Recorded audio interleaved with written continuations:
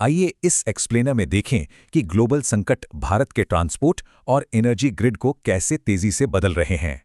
Petrol की कीमतें लगातार बढ़ने से आम भारतीयों की जेब पर बहुत भारी असर पड़ रहा है। लेकिन कमाल की बात है, इन भारी ग्लोबल सप्लाई चेन दबावों के बावजूद ऑटोमेकर्स ने रिकॉर्ड तोड़ रेवेन्यू कमाया है। आम कम्यूटर बाइक्स की बिक्री धीमी है क्योंकि अब ग्राहकों का फोकस सीधे प्रीमियम बाइक्स और इलेक्ट्रिक वाहनों पर है।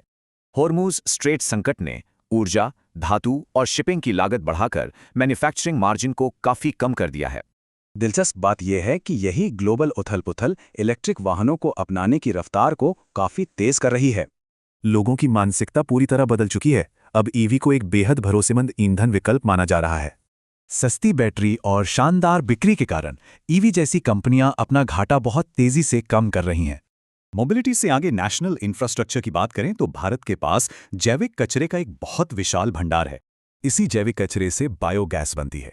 इसमें मौजूद मीथेन बिल्कुल आयातित प्राकृतिक गैस जैसी ही होती है। बायोगैस कई बड़े फायदे देती है। आयात बिल में कटौती, बढ़िया जैविक खाद और नुकसानदायक पराली जलाने से भारी राहत। भारत ने 5000 बायोगैस प्लांट्स का टारगेट रखा था, पर अभी 200 से भी कम चल रहे हैं। आखिर क्यों? इसके पीछे सबसे बड़ी वजह है ये नंबर 50 किलोमीटर।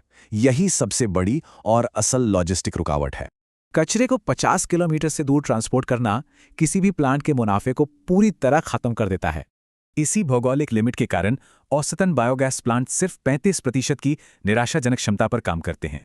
ऊपर से 85% प्लांट गैस ग्रिड से जुड़े नहीं हैं, इसलिए उन्हें महंगे ट्रकों पर निर्भर रहना पड़ता है।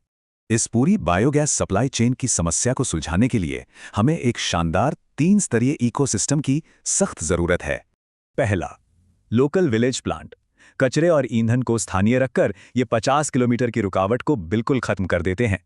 दूसरा, बड़े औद्योगिक प्लांट। रिलायंस इंडस्ट्रीज खुद 500 ऐसी सुविधाएं बनाने के लिए 65,000 करोड़ रुपए लगा रही है। अंत में गैस ग्रिड। प्लांट्स को सीधे पाइपलाइन से जोड़ने से महंगे ट्रकों की जरूरत बिल्कुल खत्म हो जाती है। अच्छी मांग सुनिश्चित करने के लिए सरकार ने ट्रांसपोर्ट और घरेलू लाइनों में बायोगैस मिलाना अब अनिवार्य कर दिया है।